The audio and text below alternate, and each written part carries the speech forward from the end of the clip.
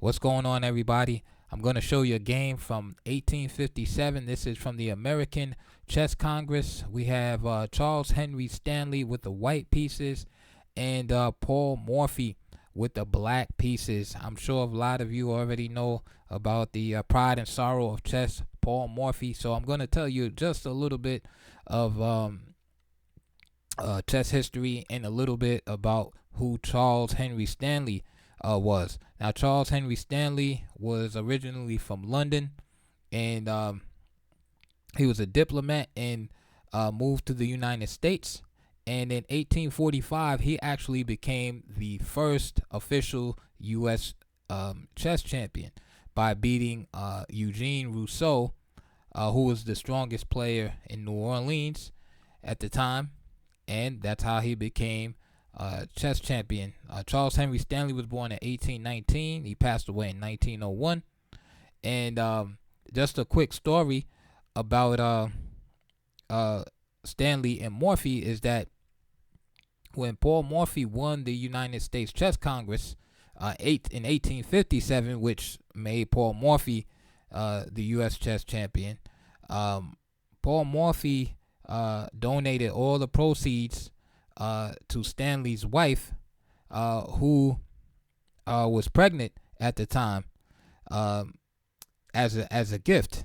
And Stanley was so moved that he actually named his daughter after Paul Morphy, and her name was Pauline Stanley.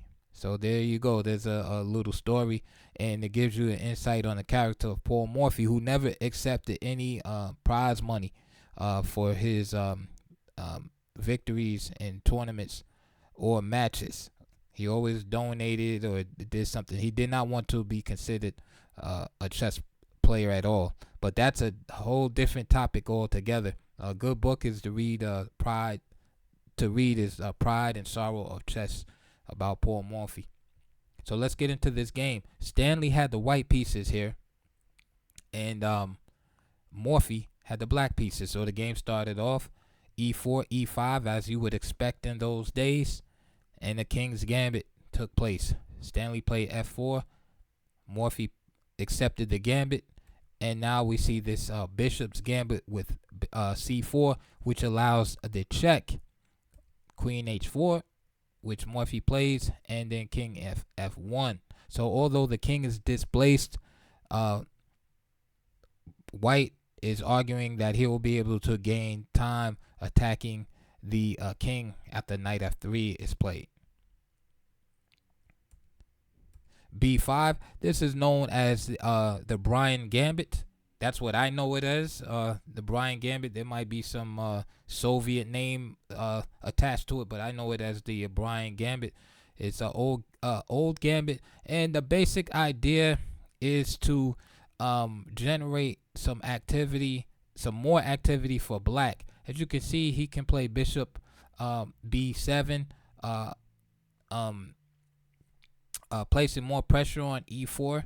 And what the other idea behind it also is to keep White from being able to build that solid center with e4 and d4.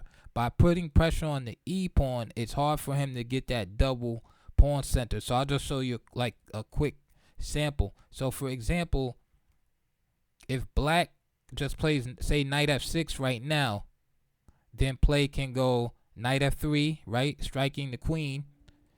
Let's say the queen goes back to h6, knight c3, protecting the pawn on e4, and let's just say bishop e7, because if you play bishop c5, of course, just d4, right? There's that center I'm talking about. So bishop e7, e5 can be played, right? Because the knight has nowhere safe to go in the center, and goes to knight h5, and I highlighted that black still has threats here. I'm not saying that white is better or anything like that. I'm just saying it's a different type of game, and black was shooting for more activity. Black is shooting for more activity from his pieces on the queen side when he plays this gambit. So say knight h5, rook g1, for example, right? Avoiding this threat of knight g3 check. Say g5 and d4. Okay, so that's a sample line of how things could go. So with b5, now if white takes it, bishop takes b5. Notice that now after knight f6, again knight f3 hitting the queen, queen goes back, knight c3, bishop b7. Now you have this. Now you have more pressure on e4. All right, so it's more difficult for for white to achieve that d4 e4 pawn center. So let's say d3, for example, and now since white can't play d4 as easily, this gives black an opportunity now to develop his bishop to c5. So he's not getting pushed around with the move. He's not getting pushed around here with the move d4, as you saw in the other variation. And so now if white were to try d4, say kick the bishop out now, well, now black has the option of bringing the bishop back to b4, b6, and staying on a very active diagonal. So this move b5 is about black achieving a bit more active position, although it's perfectly playable without the pawn gambit of b5. But back in those days, right in the 1800s, in the Romantic era, that's how they played. Activity was definitely, I would say, of utmost importance. So that's like a little crash course in the reasoning behind b5. It wasn't just move without any thought behind it. Even during that time, you had theoreticians that tried to, improve variations and things of that nature. It wasn't just the wild west. So in this game, b5 was played, and bishop b3 was played by Stanley. So many players would decline the gambit for that reason. They wanted to have that, that double pawn center if they could get it in e4 and d4. So knight f6 by Morphy, knight f3, gaining the time on the queen, knight c3, and now you can see the pawn on b5 being attacked, and now b4 by Morphy. And so already we're at a critical point where the forces start to engage each other in battle. Stanley played knight b5, threatening this fork here. If he were to play e5, which looks very, very natural, right? How many times have we seen this type of situation? It looks very natural here. It would be a gross blunder, because after b takes c3, e takes f6, right? Looking good so far. Queen takes f6, and let's say d takes c3, then bishop h6, and we see the problems that arise from having your king exposed in the king's gambit. So c4, basically just killing your own bishop here. And then knight c6. I'm not going to get too deep into the sidelines, but c4 is pretty much forced here. Again, e5, b takes c3. You can take with the b pawn, and black has tremendous attacking ideas with knight g4, for example, knight h5, and of course bishop h6, d3, knight g4. All right, it's just bad. e5 is just a bad move here. So Stanley played knight b5, and now Morphy pins the knight with bishop a6. You can see the king on f1. So now what? So here, Stanley played bishop c4, of course, rescuing the knight from the pin. When I was looking at this game, I always analyze the games without engines. Like I come up with my own lines, own variation, and then I'll check them. I'll check them later on, right, to see if I made any like gross blunders or anything like that. Because I'm only human, and especially when I'm going to present them to the public. But when I first look at them, I always go over them without any engines. I came up with the move Queen E2, which looks awkward because, right, you don't want to usually put your queen and king and line them up in a potential skewer situation. But I saw here that it was safe. So Queen E2, for example, and you have the idea of knight takes c7. All right, so it's safe in this particular instance. So black will have to play bishop takes b5, and then queen takes b5, and this is why this move is superior over bishop c4, and you'll see in a second. First of all, after a move like c6, the queen can enter into the 7th rank with queen b7. Just for example.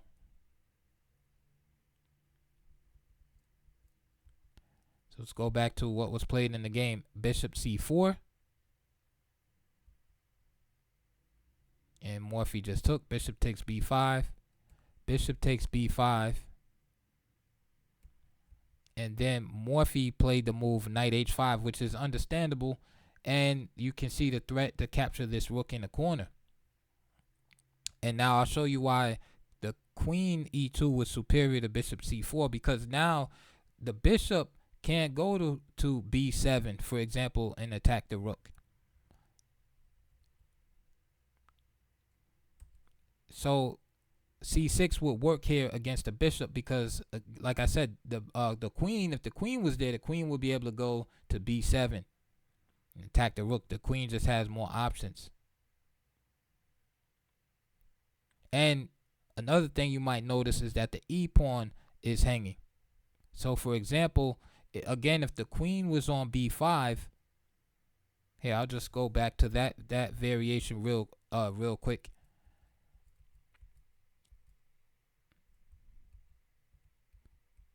So if the queen is here, even though the e pawn is hanging, the knight can't capture the pawn on e4 just because of the move queen e5 check and just picking up the knight. Remember, the queen can't go to e6 because the bishop is on b3 and would just capture. So the queen just gives more firepower to white in that situation. So bishop c4 was inferior. So good move for black. Bishop e7 here. Again, you have the ability to take this pawn. Bishop e7 kind of blocks the lineup of the queen on e1 and the king on e8 possibility. And you can see the little plan I've outlined of castling, knight takes e4, and then eventually d5. So that's an idea. And of course, after bishop e7, white probably will play e5 himself.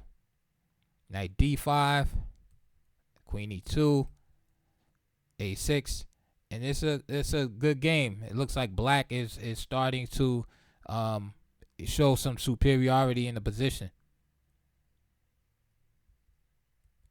c6, we briefly touched on this variation, and bishop d3 pretty much should be played to protect this e pawn. Bishop c5, and again, I've highlighted a quick plan for black. Easy plan: castles, knight to g4, threatening f2.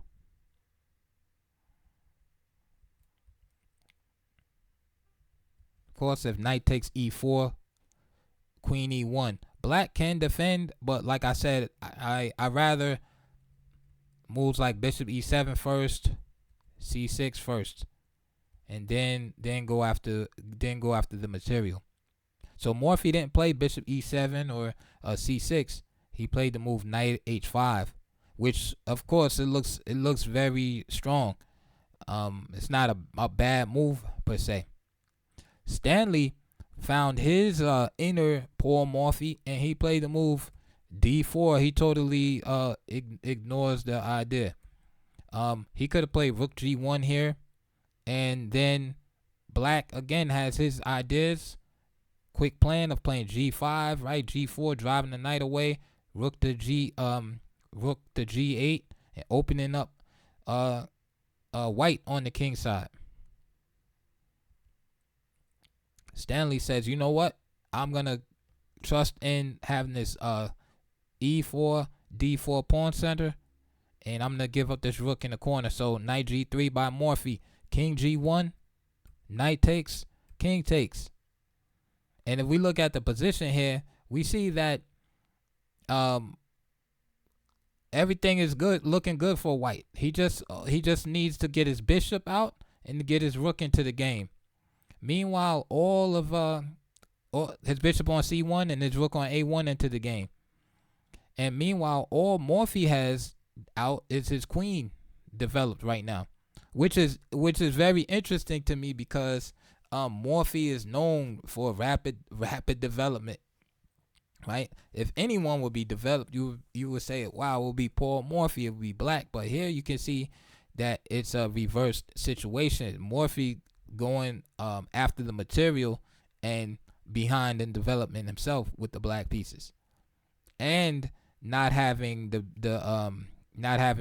nice pawn center. Because again, usually you think of Morphy with that classical setup, right? You know, the Joko piano and pawns on e4 and d4. You know, he was playing Evans Gambit and things like that, setting up the big center, getting the pieces rapidly developed, etc. So this game looks very unmorphy like from him with the black pieces. So he plays c6 right here, another pawn move. Stanley plays bishop c4, and you can see here, even though black is up, black has the exchange, it's very hard. It's like hard to find good ideas here for black,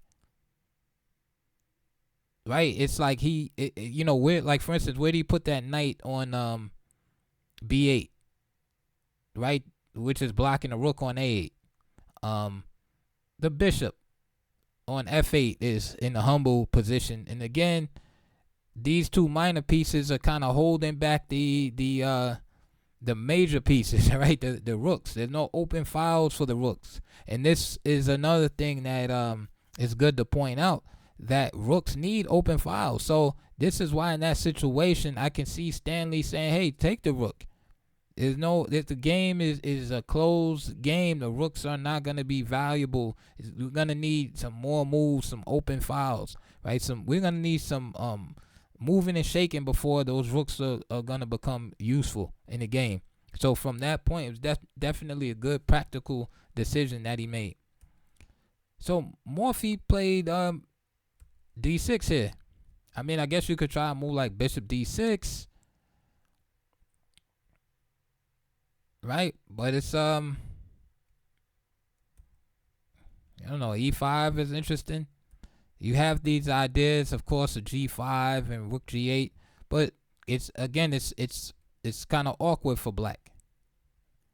Maybe you try f6 or something, right? There's another plan that I thought of, right? f6, try to hold up e5, so you could play bishop d6 maybe at some point. G5, slide the king over, get the king to c7.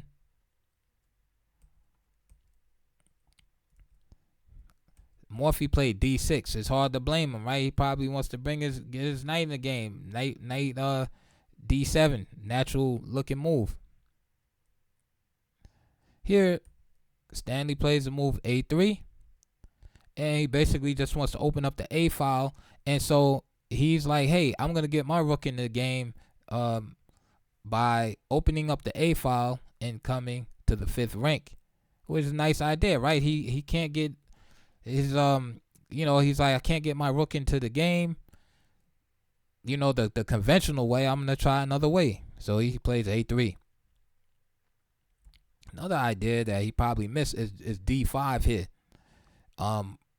Just breaking up the black pawn structure here, and basically exposing the king position after the c pawn move. So for instance, let's say d5 c5, right?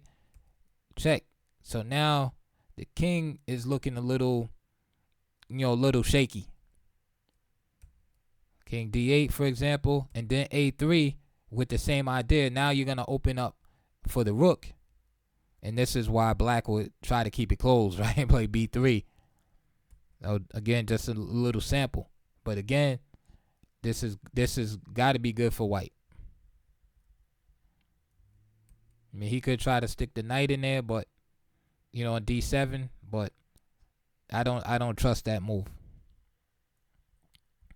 So a3 is played, and Morphy Morphy did not take. Morphy played the move g5 here. So Morphy, understanding the situation, he goes for it now. He plays the move g5.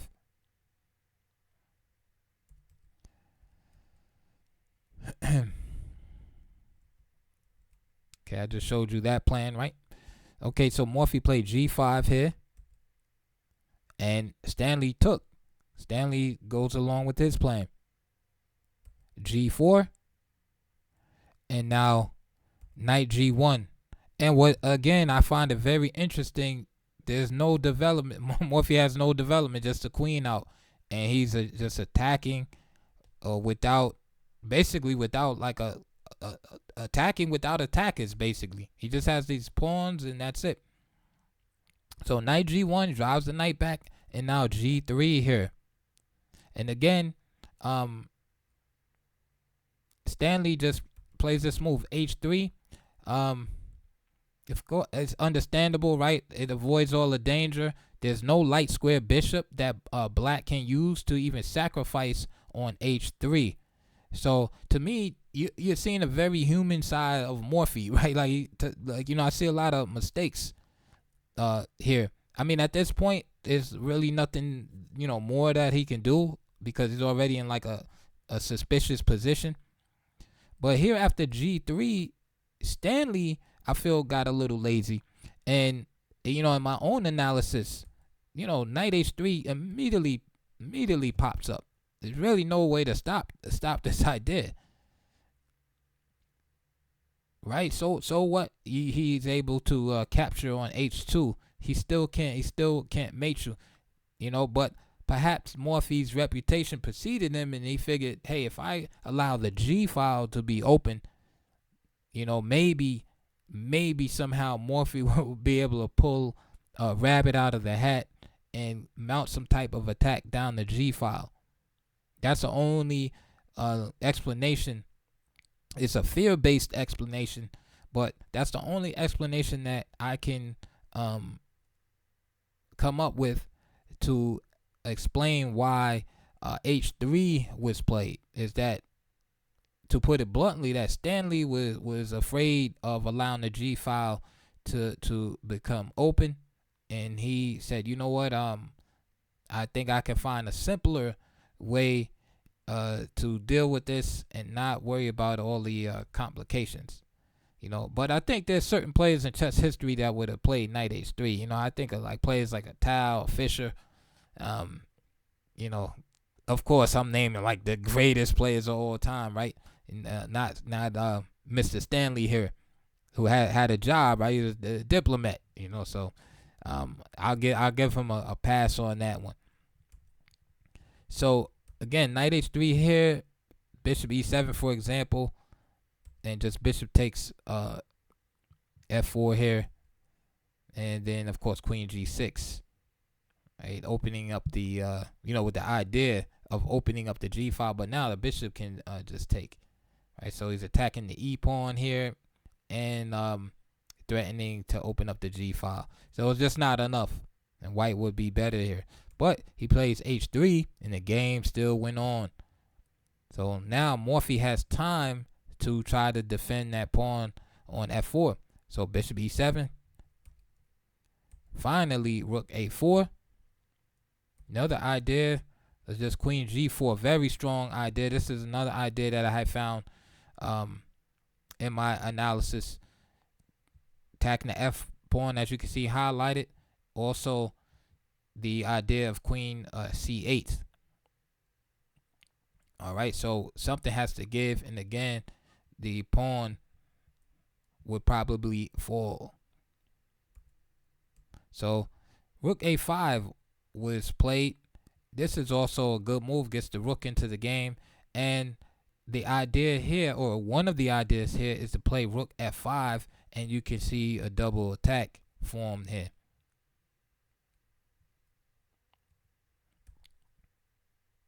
So bishop g5 was played.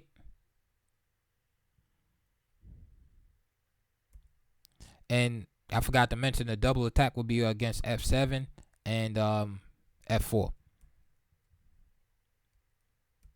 So bishop g5 was played. Morphy could have tried to play d5, right, cutting off the rook, but he's just losing too much material at this point. So e takes d5, for example. Bishop b4 hitting the rook. And you send the rook back home and try to get your pieces out, right? Knight d7. But knight e2, again, there's the attack against the f4 pawn. Bishop d6. And then d takes c6. It's just too much for black to deal with.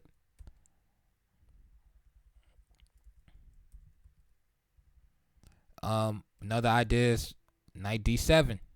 If knight d7, then there's rook f5, and that's what I was telling you earlier about this double attack. Okay, and it's hard to deal with dilemmas and trilemmas. You know, if you give your opponent a problem, you know, you give him one problem, yeah, he can solve the problem usually, unless his position is just really cooked.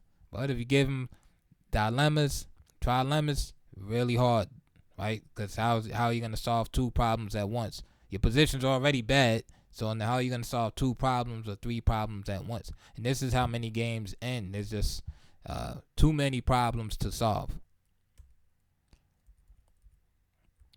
So in the game, bishop g5 was played, and Stanley, game of his life, he played queen to g4.